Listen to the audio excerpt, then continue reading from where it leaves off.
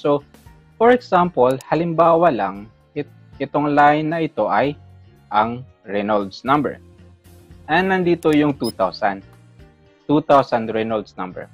So, going to the right is greater than 2,000. And going to the left is less than 2,000. Okay? Now, kapag ang Reynolds number natin ay mataas sa 2,000 or greater than 2,000, ang flow natin dito ay turbulent. Turbulent flow. And kapag naman ang Reynolds number natin ay mababa sa 2,000, ang flow naman natin dito is laminar flow. And kapag laminar flow, ang formula natin para sa friction factor ay ito.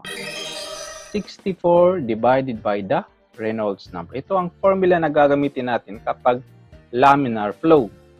And kapag turbulent flow, ito naman ang formula na gagamitin natin. Formula ito for smooth and rough pipes. Okay?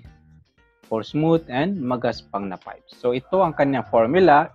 8 times shearing stress ito. 8 times shearing stress divided by density times the velocity. Ito yung kanyang formula. And meron pang pangalawang formula para sa turbulent, which is ito. For smooth pipes din ito. And actually, ito ang Blasius formula. Formula niya is 0.316 divided by the Reynolds number raised to 0.25. So, ito ang dalawang formula na pwede nating magamit kapag turbulent flow. Dalawang tanong. Alin ba dito ang ating flow? Okay?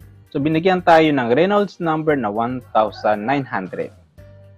So, that means, mababa siya sa 2,000.